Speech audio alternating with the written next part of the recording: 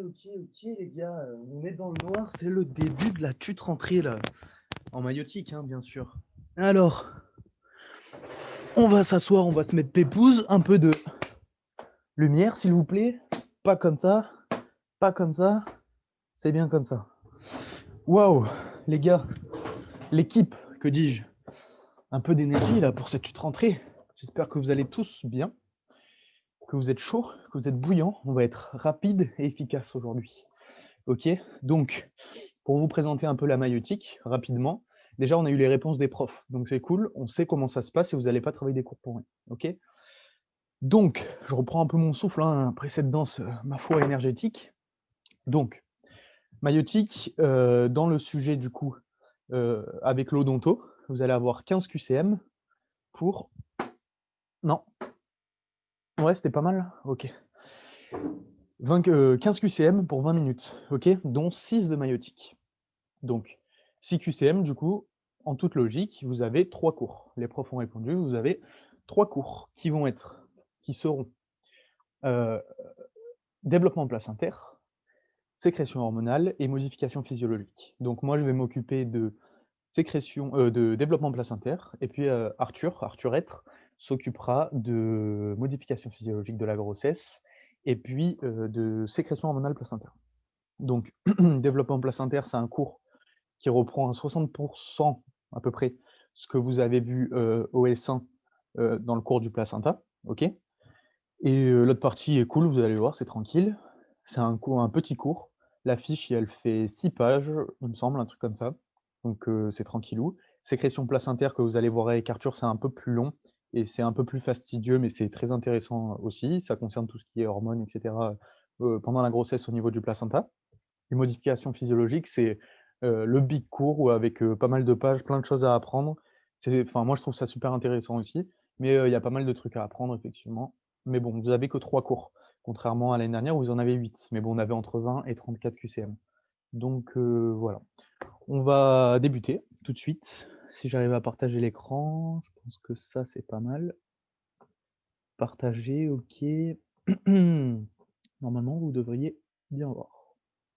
OK, je vais me prendre le petit outil, à noter.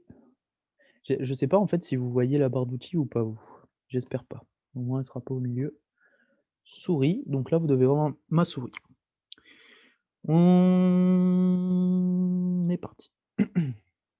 Alors, hop, OK. Donc, ça me plaît pas la lumière. Ouf!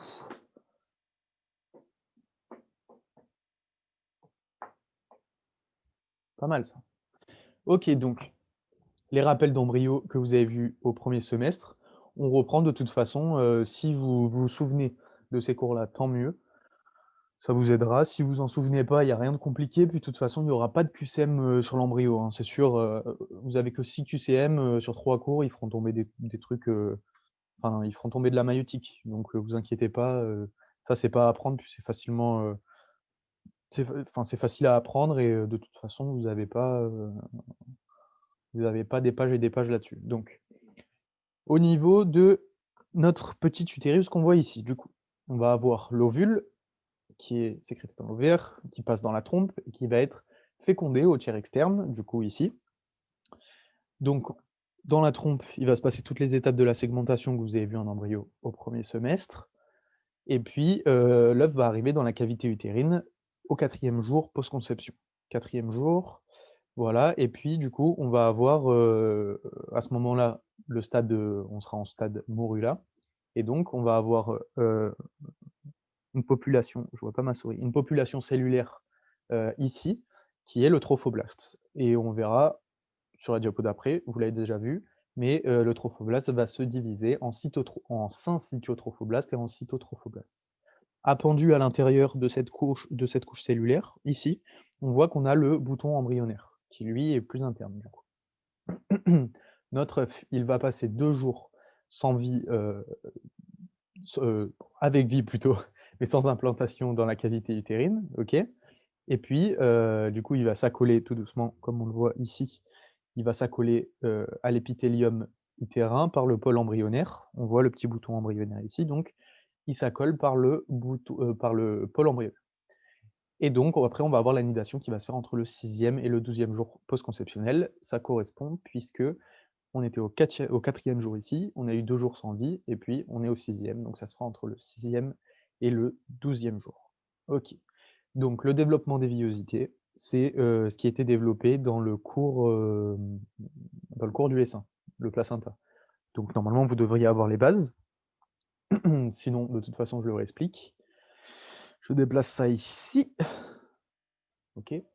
Et donc on va avoir entre J6 et J7, on va avoir notre trophoblaste qui va se diviser en syncytiotrophoblaste et en cytotrophoblaste. Le cyto, il est, interne et le syncytiotrophoblaste, il est externe, comme on le voit ici. Ça, c'est le syncytiotrophoblaste, ça, c'est le cytotrophoblaste, on le voit aussi ici, légendé. Voilà. J7, J8, on va avoir des petites vacuoles, comme on voit ici, des petites, qui vont se former dans le syncytiotrophoblaste. Et puis à J8, J9, on a les lacunes cette fois-ci. Donc en fait, les lacunes, c'est des vacuoles upgrade. Elles ont glow up un peu. Elles sont plus grandes juste, mais c'est la même chose, hein. J'avais eu cette question au premier semestre. C'est la même chose, ça reste des grandes vacuoles en fait. Donc ces lacunes qui ont déjà augmenté en taille vont confluer entre elles pour faire une big lacune qui est la chambre intervieuse, où tremperont du coup, ou baigneront les villosités choriales. Voilà. Alors, hop, si ça veut bien. Voilà nos belles villosités. Donc à J13, on a la villosité primaire qui va se former. Elle est caractérisée par quoi? Elle est caractérisée du coup par un axe de cytotrophoblaste, qu'on voit ici en vert foncé. OK? Donc on a notre axe de cytotrophoblaste au sein d'un axe de syncytiotrophoblaste. Donc si vous voulez, vous avez ici votre œuf avec du syncytiotrophoblaste à l'extérieur, plutôt ici, voilà. Et imaginez-vous du coup que le cytotrophoblaste qui est ici va pousser dans le syncytiotrophoblaste, ce qui fait qu'on aura un doigt de cytotrophoblaste entouré d'un autre doigt, d'un gant de syncytiotrophoblaste. Donc ça, c'est à J13. Au bout de 2 semaines, on a la villosité secondaire qui se met en place. Elle est caractérisée par du mésenchyme extra-embryonnaire. Donc pareil, imaginez-vous, on a du mésenchyme extra-embryonnaire à l'intérieur. Ça va pousser dans le cytotrophoblaste qu'on a ici, et donc on aura un axe de mésenchyme extra-embryonnaire. Au bout de 3 semaines, comme c'était dit dans le cours au premier semestre, on va avoir la vascularisation qui va arriver dans la villosité, avec les capillaires allantoïdiens, qui seront plus tard les capillaires fétaux. En gros, quand on est au stade de pédicule embryonnaire, comme vous avez vu en embryo, on appelle ça les capillaires allantoïdiens. Et puis, une fois que le cordon ombilical une fois que le cordon ombilical est mis en place, eh ben, on va appeler ça des capillaires fétaux. Mais c'est les mêmes capillaires, hein, il n'y a pas un changement de capillaire, les capillaires partent, ils reviennent, c'est les mêmes, juste que ça change de nom. Donc, si vous arrivez à retenir ça comme ça, c'est très bien. Tant mieux pour vous. Par contre, j'ai un petit mémo pour ceux qui galèrent un peu. C'est un peu con, hein, c'est un mémo, c'est le but d'un mémo, c'est que ce soit cool pour qu'on le retienne. Donc cet été me captive, CTT, MEE et CAPI pour captive. Voilà, au moins vous les avez dans l'ordre et il y a pas de souci comme ça. Donc on a la 3e semaine, donc quand on est au stade de villosité tertiaire, on a la villosité choriale qui est dans sa structure définitive. OK? Donc la villosité choriale, je le rappelle, du coup, c'est l'unité structurale et fonctionnelle du placenta. Il peut arriver qu'en QCM, je parle surtout pour le concours, moi je le ferai tomber, certainement au tutorat aussi, mais au concours, ça peut arriver qu'on vous dise la villosité choriale est l'unité structurale et vasculaire, pas fonctionnelle, OK? Du placenta, c'est juste. L'unité fonctionnelle et vasculaire, c'est juste aussi. Vu que c'est à ce niveau-là, que c'est au niveau des villosités que se font, les échanges sanguins, c'est l'unité vasculaire aussi, heu, c'est l'unité vasculaire du placenta. Donc ça, c'est à compter juste. Voilà, on m'avait posé la question au premier semestre aussi. Donc dans les villosités, on va avoir 2 types qui se distinguent. On a les flottantes, donc votre champ, après je vais vous donner un mémo pour imager tout ça, mais imaginez-vous du coup que votre placenta, c'est un bol, OK? Avec, de la grenadine dedans, ça marche? Donc rouge pour représenter le sang maternel, le bol, le placenta, la grenadine, le sang maternel, et vous allez avoir vos villosités qui vont tremper dedans, OK? Donc quand elles baignent dedans, donc c'est-à-dire qu'elles peuvent bouger quoi, quand il y a un peu de courant, on va dire. Elles sont flottantes dans la chambre intervieweuse, dans la CIV, OK? Ou alors elles peuvent être accrochées au fond du bol dans l'utérus maternel, du coup, et là, on dit qu'elles sont ancrées. C'est des villosités crampons. Voilà. En ce qui concerne la circulation fœtale, je vais vous enlever ça. Je ne sais pas si vous voyez mes outils. J'espère pas. J'espère pas, j'espère pas. Alors, circulation fœtale, du coup, on va faire un peu de chronologie. Donc à J17, on a nos premières cellules sanguines qui vont apparaître. On se souvient que c'est J17, premières cellules sanguines, c'est avant J23. J23, vous le savez, c'est les premiers battements cardiaques. OK? La lumière, ça me plaît pas, moi je vous le dis. Ouf. Ça, c'est quand on va arriver à une partie, sérieuse. Voilà, ça c'est cool. Donc J23, les premiers battements cardiaques, donc c'est logique que quelques jours avant, les premières cellules sanguines se mettent en place, pour pouvoir permettre justement, la mise en place de la circulation fœtale. Elle sera établie du coup, elle, à J23. Quand il y a les premiers battements cardiaques, ça veut dire que le sang circule et donc que la circulation fœtale est mise en place. OK? Après la 4e semaine post-conception, on a, le cordon ombilical et donc les vaisseaux ombilicaux qui sont en place. Je m'explique. Notre ancien pédicule, embryonnaire, ça y est, il est bien formé, les vaisseaux sont bien installés dedans, il fait communication, ça y est, avec le placenta, OK? Après la 4e semaine, donc on a les villosités en gros qui vont venir, ah ben voilà, on le voit parfait sur ce schéma, on le voit. Si je retrouve ma souris, si elle est dans un coin. Où es-tu? Ah, elle est là. OK, donc hop, je remets ça. Donc sur ce schéma, heu, on voit ici le cordon ombilical, OK. Ça, c'est le placenta, ici. Donc en gros, ça, c'est une villosité, OK. On a nos vaisseaux ici qui viennent, là, on peut imaginer que c'est, syncytiotrophoblastes, cytotrophoblastes, mésenchyme extra-embryonnaire et puis là, nos vaisseaux, nos capillaires sanguins, fœtaux. OK, donc ces capillaires fœtaux, ils vont se drainer ici et puis partir dans le cordon ombilical, ce qui fait que, du coup, tout est bien en place et le pédicule embryonnaire prend le nom de cordon ombilical. Les vaisseaux ombilicaux, comme je vous l'ai dit tout à l'heure, c'était les vaisseaux allantoïdiens et maintenant qu'on est au stade cordon ombilical, ils prennent le nom de vaisseaux ombilicaux. Ça, c'est pas, super important à comprendre, retenir et cetera. Il y aura pas de QCM ambigu là-dessus et cetera, c'est jamais tombé. C'est juste pour vous, pour que vous puissiez bien comprendre.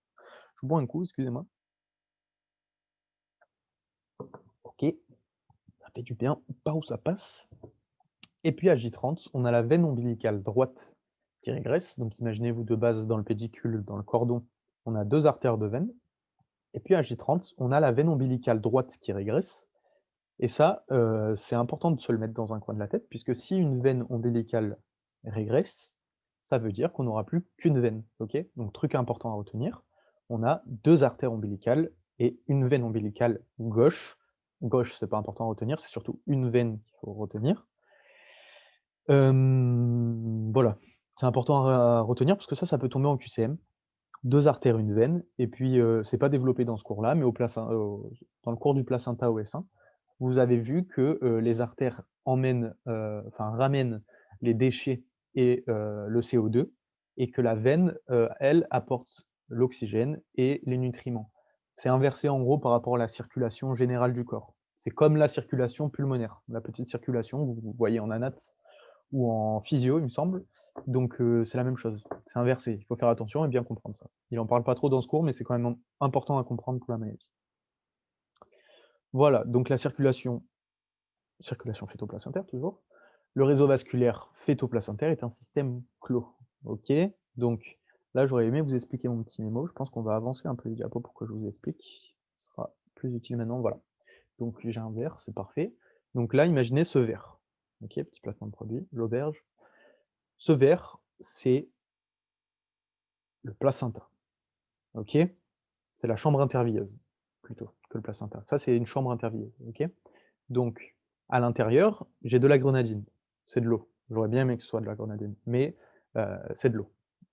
Voilà, je vous le dis, au moins on est honnête. Mais du coup, cette eau, ça représente le sang maternel. Chambre intervieweuse, à l'intérieur le sang maternel, OK? Et imaginez du coup, j'ai pas de tuyau d'arrosage dans ma chambre. Imaginez un tuyau d'arrosage qui, ici, emmène de l'eau et de l'autre côté, un autre tuyau qui va cette fois-ci pomper. OK? Donc il y a un tuyau qui emmène du sang maternel, un tuyau qui en enlève. OK? Et maintenant, imaginez que mes doigts, c'est la villosité coriale. Ça marche? Donc imaginez, ça fait plusieurs couches, la peau, la graisse et cetera, ça fait plusieurs couches qu'on peut comparer.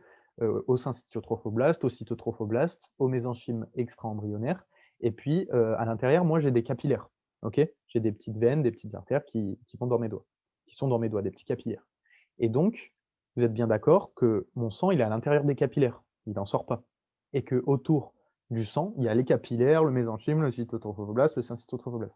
Donc si je trempe mes villosités dans mon sang maternel, je ne vais pas le faire, mais vous avez capté, si je trempe ça dedans, mon sang à moi, il ne sera jamais mélangé avec, ce qu'il y a dans mon verre, donc le sang maternel, OK?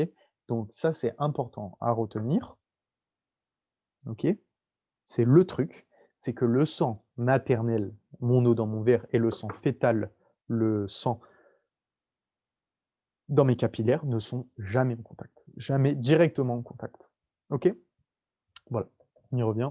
On reviendra à ce mémo un peu plus tard. Donc voilà, comme je vous le dis, c'est jamais en contact. Le sang fœtal, lui, est dans le réseau vasculaire fœtal. Donc là, j'ai mes villosités. Imaginez mon avant-bras, c'est le cordon ombilical, et le reste de mon corps, c'est le fœtus. Je suis un fœtus. Et bien, le sang, du coup, et le sang fœtal est dans mon corps, dans le fœtus, dans le cordon ombilical, mon avant-bras, et dans les villosités, mes doigts. OK? Voilà, c'est tout. Et le sang maternel, effectivement, il est que dans la chambre intervieweuse ou, bah, du coup, dans les artères de la mère, mais bon, ça, on s'en fout un peu. Voilà, voilà. En ce qui concerne justement la circulation maternelle, du coup, je vous ai fait un petit mémo que je vais vous expliquer, mais retenez un truc, il a un petit défaut ce mémo, mais bon, je pense que vous avez vite capté. Du coup, imaginez du coup la mère qui va donner son sang. Avant le placenta, il y a, les artères utérines. OK? C'est les artères, de l'utérus. OK? Donc ces artères-là, elles vont donner, d'autres artères et c'est là que le mémo rentre en jeu. Donc on a les premières artères, c'est les artères utérines comme je vous ai dit, puis les artères arquées, les artères radiaires qui traversent le myomètre, OK? Donc la couche juste en dessous, la couche musculaire juste en dessous l'endomètre et puis les artères spiralées qui traversent, elles, du coup, l'endomètre. C'est celles qu'on voit ici. Donc imaginez, ça c'est votre endomètre, là les artères spiralées, OK?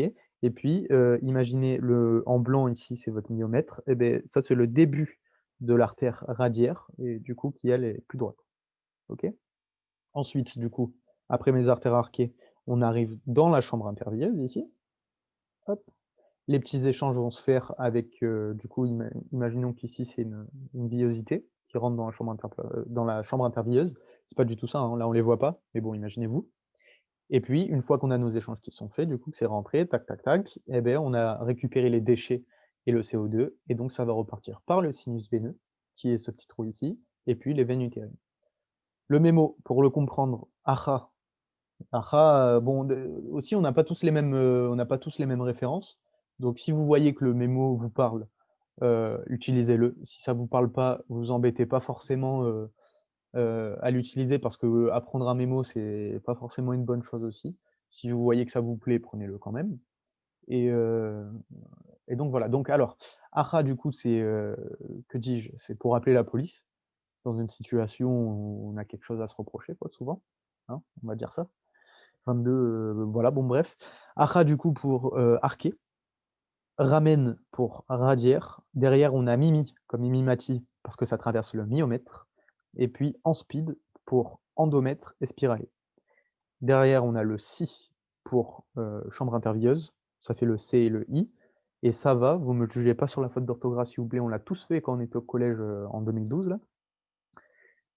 Enfin, moi, perso, je ne veux pas vous obliger à l'avoir fait. Et le S, du coup, c'est pour sinus. Et le V, c'est pour veine. Voilà, ce petit mémo.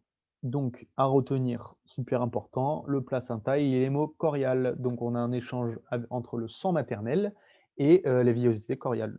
Donc voilà, placenta, hémocorial, vous l'avez vu au sein, c'est le truc à retenir. En QCM, quand vous voyez le placenta est hémo quelque chose, vous ne me dites pas le placenta est hémo quelque chose, c'est bon, je mets juste. Le placenta est hémocorial. C'est-à-dire que enfin, les profs s'amusent, c'est leur petit passe-temps. Yes. C'est leur petit passe-temps de truquer ce mot, hémopleural, hémocordial, hémochical, hémoticone, bon bref, vous m'avez capté. Donc lisez bien, ça c'est l'item facile à avoir et c'est trop con de se faire piéger, de perdre un QCM là-dessus. Voilà. Généralité en circulation, donc ça c'est le petit, le petit mémo que je vous disais tout à l'heure, mon placenta, le bol, à l'intérieur la grenadine, le sang maternel, ma manche, mon tuyau d'arrosage qui est rempli, de sang maternel, ma chambre intervieweuse. De l'autre côté, ma veine utérine qui va pomper le sang maternel de ma chambre intervieweuse. Mes villosités, c'est mes doigts. À l'intérieur, les capillaires, remplis de mon sang, ça représente les capillaires fœtaux remplis de sang fœtal. Et puis, cordon ombilical, mon avant-bras et fœtus, le reste du corps. OK? Je bois un coup, à la vôtre. Donc les doigts dans le bol, vous m'avez bien compris. Donc les villosités trempent dans le sang maternel, mais le sang fœtal ne trempe pas dans le sang maternel. Ce n'est jamais en contact. Je l'ai assez répété, je pense. Vous avez compris. Pas vous embêter plus. En ce qui concerne les membranes fœtales, alors c'est un peu litigieux ce schéma. Moi, je vous demande de l'apprendre. C'est une demande que je fais. Vous faites ce que vous voulez, moi je vous conseille de l'apprendre, c'est un petit schéma sympa, il y a pas de vous refaites les petits crochets et cetera, vous apprenez tout ça. Mais voilà, vous l'apprenez nickel, mais ouais, il y a un petit litige, j'ai déjà posé la question au prof, j'attends sa réponse. Mais on a la couche spongieuse d'une année à l'autre, soit il dit que c'est ni dans l'amnios ni dans le chorion, soit il dit que c'est dans le chorion. Donc pour l'instant, apprenez que la couche spongieuse n'est pas dans le chorion, ni dans l'amnios, que c'est entre l'amnios et le chorion justement. Donc dans l'amnios, on a l'épithélium amniotique, la couche compacte, la couche fibroblastique, et dans le chorion, on a la couche réticulée et le trophoblaste. En dessous, on a la décidue. Voilà, donc pour retenir l'amnios, du coup, c'est à côté de la cavité amniotique. Vous avez vu en embryo où c'était, hein, l'amnios. Donc facile à retenir. Amnios, cavité amniotique, donc c'est orienté vers la face fœtale. Et le chorion, du coup, lui, orienté vers la face maternelle. Voilà. À pas confondre avec. Souvent, là, genre, j'ai une question comme ça au premier semestre par rapport au chorion. C'est qu'on a le chorion fœtal et le chorion maternel. Donc le chorion maternel, heu, c'est une couche de la paroi de l'utérus, alors que le chorion fœtal, lui, justement, heu, c'est cette couche-là du couche spongieuse, couche réticulée, j'ai pas envie de vous dire n'importe quoi. Couche réticulée, trophoblaste. Le chorion fœtal, tout simplement, c'est, justement cette partie-là de, la cavité amniotique, quoi, le je sais pas trop comment expliquer parce que c'est le chorion, quoi. Vous avez votre cavité amniotique, imaginez un pneu autour. La jante, c'est la cavité amniotique, OK, c'est l'intérieur. Le pneu, c'est le co enfin, c'est ce qu'il y a autour de la cavité amniotique qui est divisé en plusieurs couches et du coup, une de ces couches, c'est le chorion fœtal, OK? Alors que le chorion maternel, d'ailleurs ah non, OK. Le chorion maternel, c'est une couche de l'utérus. Voilà. Si vous avez des questions là-dessus, hésitez pas. Grossesse gémellaire, on change de couleur, hein. Vous êtes d'accord? Ah, turquoise. Je suis le seul à aimer le turquoise? Souvent on me dit, hein. Turquoise, bof, jeg. Moi j'aime bien le turquoise. Bref. Grossesse gémellaire. Donc les grossesses gémellaires, c'est les jumeaux. Donc on a une grossesse et qu'on a des jumeaux, ou plus, hein, d'ailleurs, mais bon là on va parler des jumeaux essentiellement. Donc en fait, il y a différents types de placentation. Je m'explique. Une placentation, du coup, en fait, c'est, quand on a des jumeaux, ils peuvent avoir un placenta pour 2 ou, un placenta chacun. Ils peuvent être dans la même cavité ou, avoir 2 cavités distinctes. Donc on va parler par exemple de, placentation bicoriale, biamniotique. Donc voilà, là c'est un peu d'étymologie, c'est pour bien comprendre. Donc corial, ça veut dire le nombre de placentas, donc monocorial, un placenta, bicorial, 2 placentas. Amniotique, le nombre de cavités ou de poches amniotiques. Voilà, pas plus compliqué que ça. Monoamniotique, une cavité. Biamniotique, 2 cavités. OK, donc là on est parti, vous voyez ce que je vous disais tout à l'heure. Les différents cas, là on a 2 placentas, là on en a 1, là on a une cavité, là on en a 2.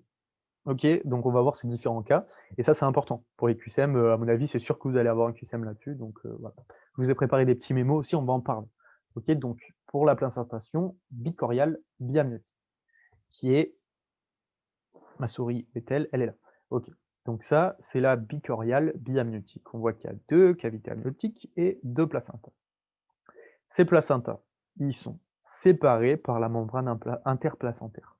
C'est-à-dire que, quand on va sortir les placentas à l'accouchement, on va voir, soit un placenta, mais quand on regarde un peu, qu'on le trifouille, on va voir quand même qu'il y a une membrane.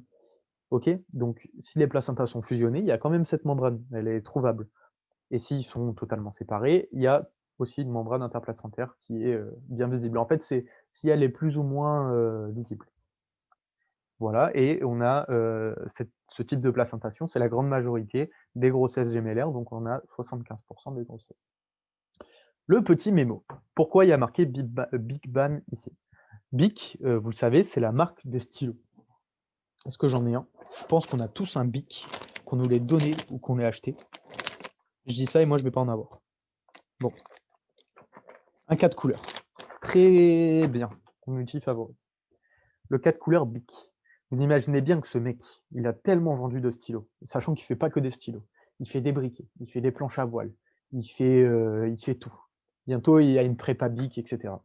Bref, ce mec est riche, OK? Et donc, il est tellement riche, il a des millions et des millions, que c'est une autre classe sociale, je sais pas si on peut dire ça, économique du moins, que nous. À part si, je juge personne, hein, vous avez le droit d'avoir des millions et cetera, je vous le souhaite. Mais, lui, il est, d'une autre classe que nous quand même. Il a une histoire et cetera, un passif. Donc on est séparés.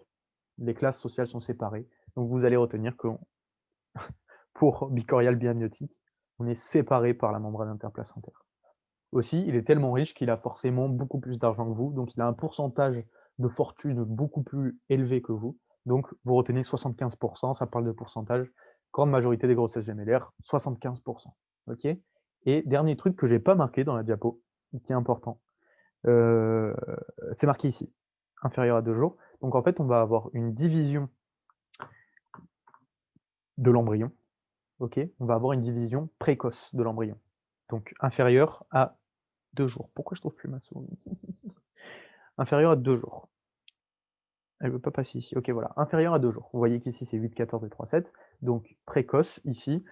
C'est quoi le rapport avec Bic? C'est que quand on est riche, ben, on a tout en avant-première et cetera, on a tout très rapidement et cetera, donc précoce, Bic. Pourquoi je vous parle de Bic d'ailleurs? Parce que bicorial, vous voyez bien Bic ici, et Biam, ça fait bam. Donc Bic, il vous bam, il est tellement riche, il fait ce qu'il veut, boum. Voilà, vous m'avez capté, hein. Deuxième type de placentation, si le diapo veut bien, c'est la placentation monocoriale biamniotique, qui est du coup ici. Monocoriale, on a un seul placenta pour, heu, pour 2 cavités amniotiques, OK? Donc, ici c'est triste parce qu'on a ce qu'on appelle le syndrome transfuseur-transfusé. Je vous parle pas de fusée, je sais qu'on est dans la Voie lactée et cetera. Là, c'est pas la fusée pour aller dans l'espace. Non, non, non. Donc le syndrome transfuseur-transfusé, qu'est-ce que c'est? Vu qu'on a qu'un seul placenta, ici, on a 2 placentas, donc chaque fœtus va tirer son sang tranquillou bilou de son placenta. Sauf qu'ici, vu qu'ils en ont un pour 2, beh, ça peut arriver qu'il y en ait un qui tire trop de sang, OK? Il absorbe trop de sang et du coup, beh, l'autre, il va pas en avoir assez et il va mourir. C'est triste. On est d'accord, c'est super triste. Ce qui est encore plus triste, c'est que ça peut arriver que les 2 meurent parce que lui, il absorbe tellement de sang que, bah, il va mourir. Parce qu'il a trop de sang et l'autre va mourir parce qu'il y en a pas assez. Donc voilà, ça c'est le syndrome transfuseur-transfusé. On va avoir une division du bouton embryonnaire en 2 parties, 3 à 7 jours post-conceptionnels. Ça, pas besoin de le retenir avec le mémo parce que vous allez voir qu'au final, le premier il est précoce, le dernier il est tardif, donc celui du milieu, c'est forcément celui-là. Le mémo pour celui-là, du coup, c'est, Mokobam. Je m'explique. Mo, vous prenez la première syllabe ici, ko, la première syllabe ici et bam, comme tout à l'heure, bam. Moko. Qu'est-ce que c'est le moko? Oh, tu as un moko. Tu as un moko, ça veut dire que tu as une crotte de nez, tu as de la morve, quoi. C'est en espagnol. Moko. Vous retenez un moko. Je trouve que c'est drôle de dire en plus quand tu dis à quelqu'un: «Tu as un moko», j'aime bien dire ce mot. Bref, un moko, c'est pas cool. C'est pas cool d'avoir des crottes de nez, des trucs, quand on a une et que personne te le dit, c'est pas cool. Du coup, beh, c'est pas un truc cool, c'est le syndrome transfuseur-transfusé, c'est triste. C'est triste d'avoir une crotte de nez et que personne te le dise, donc syndrome transfuseur-transfusé. Voilà, vous m'avez capté. Monocorial, monoamniotique, donc un et un. Vous voyez que les 2 ils commencent par mo et par mo, donc c'est Momo. On va pas juger, je ne te juge pas si tu t'appelles Mohamed, c'est pas un stéréotype et cetera. Juste, beh, moi en P1, je me disais voilà, j'aurais pu connaître quelqu'un qui s'appelait Mohamed, un mec un peu attardé, un peu à 2 à l'heure, la tête dans les nuages, il se prend les pieds de partout, il est toujours en train de tomber et cetera. Donc, pourquoi je vous dis ça? Mais pourquoi? Parce qu'on a une division tardive de l'embryon. Momo, il est attardé, du coup, lui, il met plus de temps à comprendre les choses. Division tardive de l'embryon, 8e jour post-conception, OK? Et il se prend les pieds de partout, du coup, enchevêtrement des cordons. Et donc c'est cette image-ci, hein, du coup, un placenta pour une cavité amniotique. OK? Vous imaginez là, franchement pas cool, hein. Ils sont dans la même et cetera, ils doivent se taper dans la gueule et tout, bref, vous voyez, il y a 1 il y en a pas beaucoup. Et dernier type de placentation, du coup, qu'on n'a pas fait, bichorial biamniotique, monoclonal amniotique, c'est bichorial monoamniotique. Celle-là, on la voit pas parce qu'il y en a très peu. Vous voyez, là, déjà, on a 30 70 et là, 1 s'il prend même pas la peine d'en parler, c'est qu'il y en a vraiment très peu et vous le verrez, à mon avis, plus tard dans les études de sage-femme. Si vous faites sage-femme, peut-être en médecine aussi, vous le verrez, mais bon, je suis pas sûr. Je sais même pas si ça existe. Faites des recherches si ça vous intéresse. J'en ferai aussi. On pourra en parler sur le mini chat. Je vous attends. Big up aux gens du mini chat d'ailleurs. Je vous ai dans mon cœur. Ah. Ça va vous? Sinon, je prends un petit coup d'eau, hein. Changement de couleur. J'ai pas de... J'allais dire j'ai pas de violet, il arrive. Bon. Petite interrogation surprise. Hop. Qu'est-ce qu'il me fait? Si je vous dis une placentation où on a des placentas qui sont séparés par la membrane interplacentaire et qui représentent la grande majorité des grossesses gémellaires. Ok? Grande majorité, pourcentage, vous pensez tout de suite à un mec riche, séparé, classe sociale séparée, big bam. Même moi, je sais même pas comme ça dire la placentation, je me dis big bam, bicorial, biamniotique. Parfait. Je sais que tu sais. Je sais que tu sais. C'est pas une chanson? Non, je crois pas. Placenta monocorial, biamniotique. Je vous ai mis le petit mémo à côté. Placenta monocorial, moco, biamniotique. Bam. Je lance une crotte de nez, moco, bam. Pas cool, hein, lancez pas vos crottes de nez sur les gens. Syndrome transfuseur transfusé, division du bouton embryonnaire en 2 parties à 3 à 7 jours. Je savais que vous avez déjà anticipé que c'était ça, j'ai passé vite. Et le dernier, bien sûr, je vous ai donné la réponse, vous n'avez pas vu. Ah, le dernier, bon, ben vous l'avez directement aussi. Monocorial monoamniotique, c'est Momo, il est un peu attardé, mais il est gentil. Division tardive de l'embryon, 8e jour post-conceptionnel, et il se prend les pieds de partout, enchevêtrement des cordons. Vous pouvez retenir aussi, c'est pas dans le diapo, mais c'est dans la fiche que je vous ai sortie. Donnez-moi vos retours sur la fiche, si ça vous plaît pas, s'il y a des trucs que vous voulez en plus, si vous avez des idées, etc., il n'y a pas de souci, vous me le dites. Vous faites un petit post sur le forum ou vous m'envoyez un message sur Facebook, c'est Diego Rodriguez, et puis vous me le dites. Voilà, donc important, enfin vous pouvez retenir aussi Momo, il est un peu attardé, il se prend les pieds de partout. Et c'était quoi le dernier truc à retenir? Il est un peu attardé, il se prend les pieds de partout, mais au final, Momo, est-ce qu'on l'aime pas parce qu'il est gentil avec tout le monde? Momo, il partage tout. Vous allez voir du coup qu'il y aura des anastomoses, compliqué à dire, des anastomoses vasculaires qui seront totalement partagées euh, entre les deux fœtus. Voilà, c'est un peu la suite du mémo. Alors que d'ailleurs, pour Mokobam, c'est pas cool, la chronomée, c'est jamais cool, donc on a des anastomoses non constantes. Voilà, vous le reverrez dans la fiche, c'est pas le plus important, mais c'est à retenir. C'est déjà fini, Dieg. Eh ben oui, les gars, je sais. Donc voilà.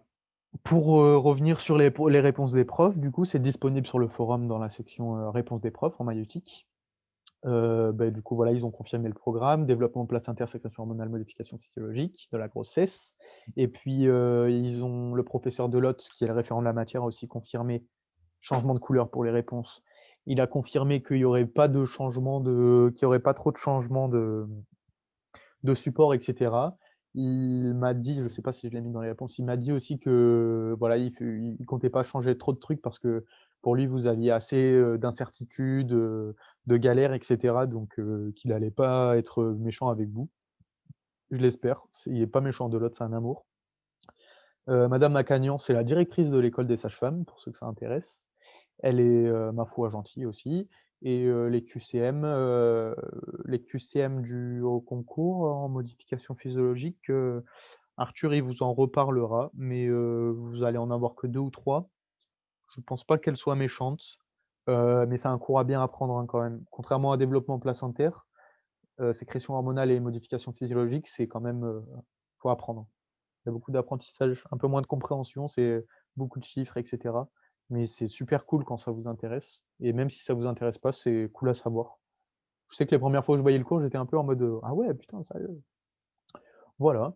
Sinon, on est disponible, pour vous répondre sur le forum. N'hésitez pas à poser des questions en masse, même pour un petit truc, si vous doutez et cetera, hésitez pas. Si vous avez des idées aussi, on prend. On va vous sortir au moins 2 DM sur chaque cours et puis, pareil, il y aura des Quizlets qui, engloberont la majorité, même la totalité, de chaque cours qui seront disponibles. On va vous sortir ça dans le semestre. Les Quizlets, vous savez, c'est des flashcards sur, c'est l'application qui s'appelle, Quizlet et c'est sympa pour s'entraîner pendant les pauses et cetera. Moi, je sais que je le faisais à la fin des cours pour voir si j'avais tout bien compris et retenu ou avant de faire le cours aussi, c'est cool et puis voilà. Vous prenez pas trop la tête, hein, pour la maïeutique, il y a pas trop de pièges ambigus et cetera. Il faut apprendre et heu et la maïeutique vous le rendra. Voilà, j'essaye de penser s'il y a d'autres choses que j'ai à vous dire, du coup, sur le développement placentaire, la fiche, le DM et bon, il y a un DM qui est sorti du coup de 7 QCM.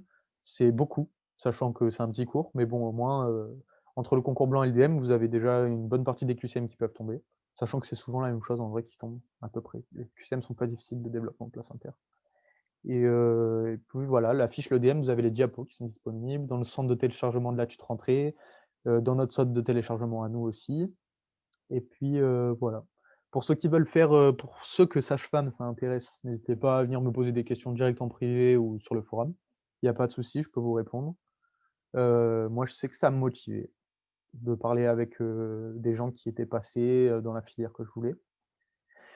Et puis voilà, lâchez rien, peu importe vos résultats qui vont tomber bientôt, je pense. Lâchez rien. Lâchez rien, lâchez rien. Il y a des remontadas qui se font, énormes. Sur le centre de téléchargement des PACES, si ça en intéresse, certains, il y a les résultats, des gens qui sont passés des 2 dernières années. J'ai tout recensé, dans des tableaux, leurs notes pour chaque matière et cetera. Donc si ça vous intéresse de regarder et surtout, de regarder les classements. Parce qu'il y en a qui ont fait des très, très grosses remontées, c'est joli à regarder, je trouve et c'est motivant. Moi, ça me motivait. Voilà, j'espère que ça vous a plu, qu'il y avait de l'énergie. On change de couleur pour la fin, c'est la lumière, c'est fini. Courage pour la suite, bossez bien, révisez bien, dormez bien et bisous. La maïeutique vous donne du love. Dites-moi d'arrêter, hein, de temps en temps, pas possible, hein, ça. Bref, bisous les enfants, si j'arrive à arrêter la vidéo.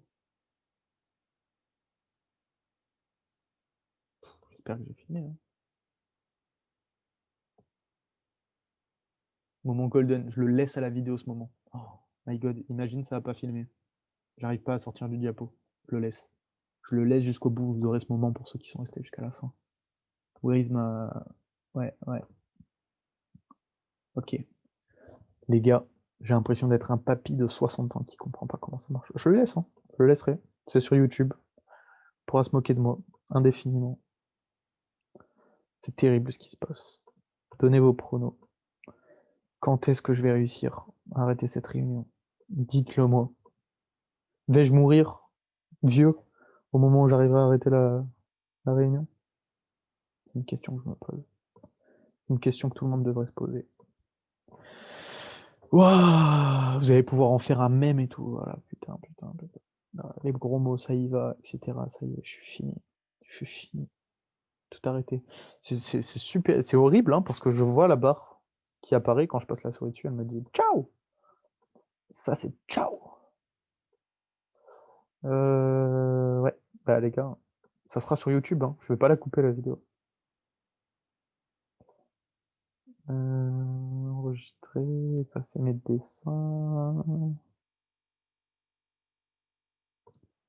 Peut-être si je reviens là, établir.